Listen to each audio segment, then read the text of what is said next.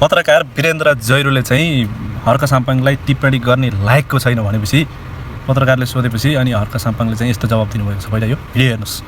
वीरेन्द्र जैरू भन्ने पत्रकारले तपाईलाई जुन एउटा टिप्पणी गर्न पनि लायक नभएको व्यक्ति भन्ने किसिमले त्यो मान्छे त यस्तो छ, त्यो मान्छेलाई त मैले भने तपाईबाट उसको के अरे उसले मलाई इन्टरभ्यू दियोस्, इन्टरभ्यू लिएको भोलिपल्टदेखि उसले पत्रकारिता गर्दैन जस्तो लाग्छ।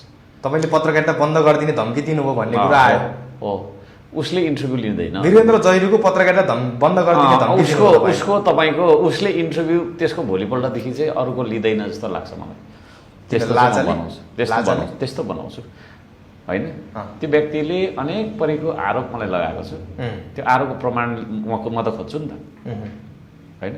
तपाईँलाई ढुङ्गा बोक्ने भन्नुभयो, क्रिस्चियन भन्नुभयो, सबै कुरा म त्यही त भन्दैछु त। एउटा मात्रै इन्टरभ्यू लियो भने त्यहाँ भोलिदेखि गर्दैन, उसले नैतिकतै रहँदैन। के अब नैतिकता गुमाएको मान्छे हो नि, तपाईँले के भन्नु र? तपाईँले यसमा सामाजिक फेसबुकबाटै तपाईँले प्रतिक्रिया दिइसक्नु भएको छ। दिएको छु, वीरेन्द्र जैरूलाई दिएको छु। माननीय जस्तो मान्छे भएर फेरि एउटा पत्रकारले प्रश्न उठाउने बित्तिकै पत्रको त रिप्लाई गरिहाल्नुपर्छ र यस्तो छ।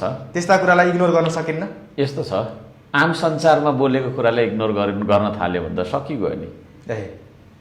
त्यो उहाँले मलाई फोन गरेर भने हो र होइन, एसएमएस लेखे हो होइन नि त, आम संसारमा बोल्नुभयो नि त। यो कुरा तपाईँले के बुझ्नुहोस् भने सदनमा उठेको प्रश्नको सदनमै उत्तर दिनुपर्छ, आम संसारमा उठेको कुराको आम संसारमै उत्तर दिनुपर्छ होइन। कहाँ के सोधिँदैछ त्यही ठाउँमा दिन्छ। प्लेटफर्म के हो त होइन। उहाँले चाहिँ प्लेटफर्म आम संसार प्रयोग गरेर मलाई आरोप लाउनु भयो, अनि मैले चाहिँ फोन नम्बर मागेर के भन्नुभएको यस्तो भन्दाखेरि त त्यो त भएन नि त। उहाँको त व्यापक रूपमा गइसक्यो। अब उहाँप्रतिको मेरो प्रतिवाद अथवा उहाँले जुन भ्रम फैलाउनु खोज्नु भएको छ, त्यो भ्रमलाई चिर्नलाई पनि मैले व्यापक रूपमा दिनुपर्छ क्या। ल है ल, हर्क साम्पाङले त च्यालेन्ज गरेका छन् है। उसले मसँग एकचोटि मात्र इन्टरभ्यू लिनुपर्छ, उसले पत्रकारिता छोड्छ, नैतिकतै रहँदैन भन्दैछ नि त हर्क साम्पाङ।